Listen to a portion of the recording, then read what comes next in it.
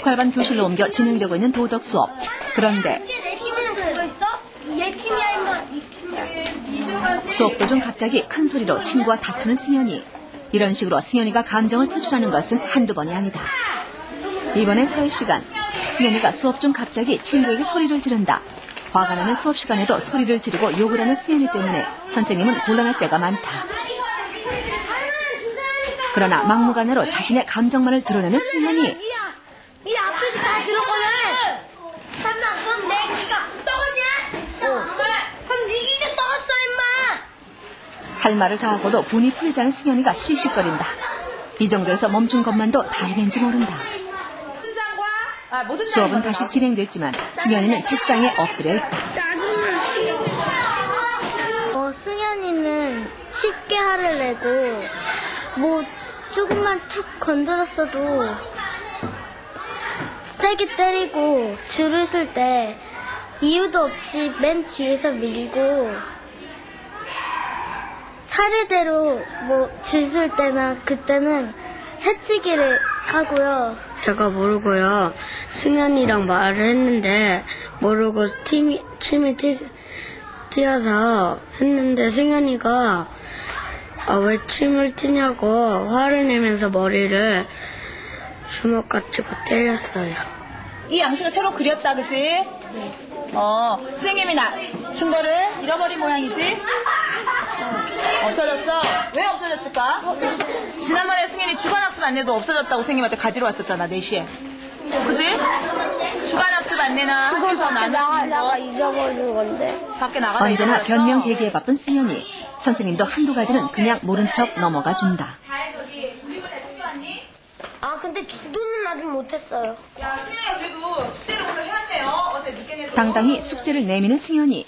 그런데 독서록은 내일 목요일에 내는 날이야. 승현이가 들고 온 건 엉뚱한 숙제였다. 자, 독서록은 내일 내세요. 선생님이 정해준 날에 내세요. 이번엔 엄마 핑계를 대는 승현이. 엄마가 가져라 그래도 우리만 규칙을 너가 엄마한테 말씀드려야지. 우리 엄마도요. 제자리로 돌아가는 승현이. 그런데 승현이가 자리에 앉질 않는다. 1분은 할머니가 오줌 싸줬어.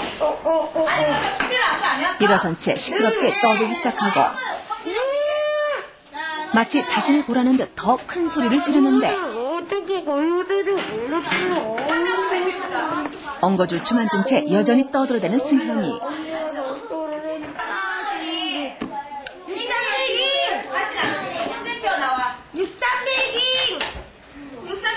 승현이는 사실 선생님에게도 힘든 존재다.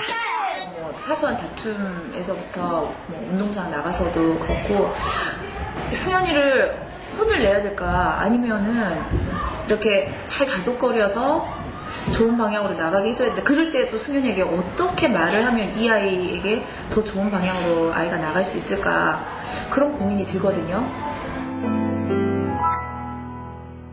네, 이렇게 화면을 보니까 승현이가 말이나 행동이 좀 거칠어서 친구들하고 좀 다툼이 많을 것 같다는 생각이 드네요. 그렇죠. 네. 일단 자기가 잘못한 일로 싸울 때도 있고 또 억울하게 친구 때문에 이렇게 자기가 당했다고 생각하고 그렇죠. 싸우는 예. 경우도 있고 이런 것 같은데 이럴 때 선생님이 어떻게 개입을 해야 될지 참 힘들어하시는 것 같아요. 네. 어떻게 하는 게 좋겠습니까?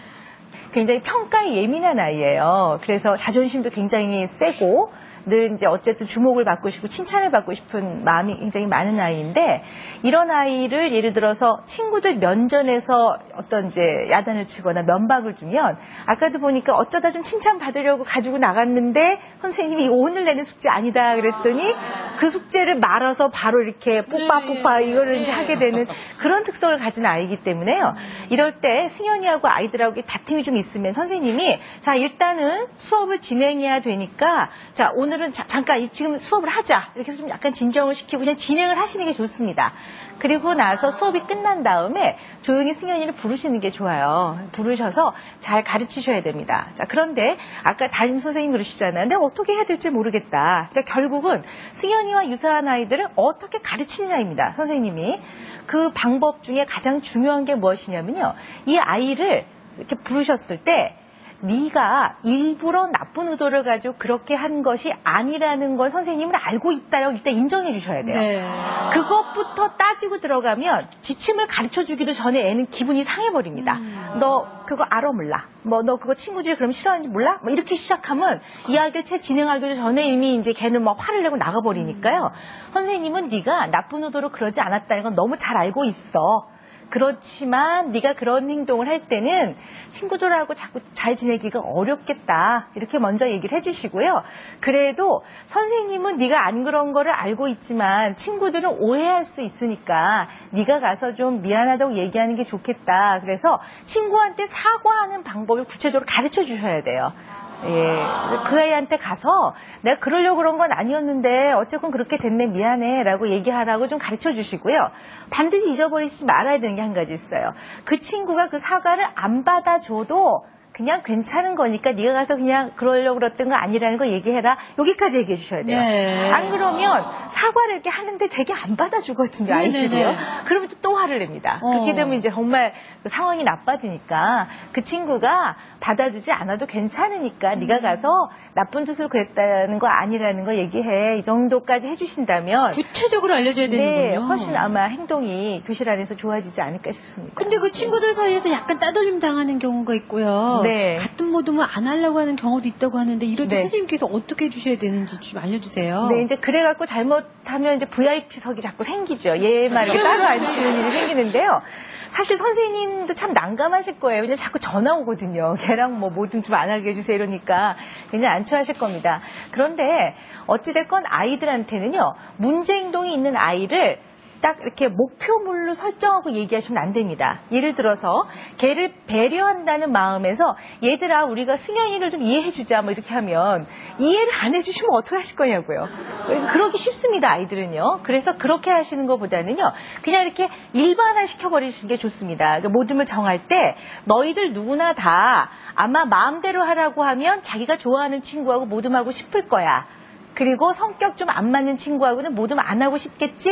그런데 그렇게 할 수는 없는 거니까 우리 공정하게 하자. 그래서 제비뽑기를 한다든가 아니면 뭐 이상한 룰을 만드는 거죠. 뭐 10의 그러니까 1의 자릿수가 똑같은 뭐 번호대로 뭐 한다든가 이런 식으로 해서 어느 누구라도 그냥 이건 공평한 룰에 의해서 만들어진 모둠이니까 그냥 내가 받아들여야지. 이렇게 하는 것이 아이들한테 참 좋습니다. 네. 아까 네, 이명필 씨. 보니까요, 방송을 보니까 좀 무례하게 행동을 한다든가 거친 말을 하면서 선생님한테까지도 뭐 어이가 없다 뭐 이런 식으로 표현하는데 그러니까요.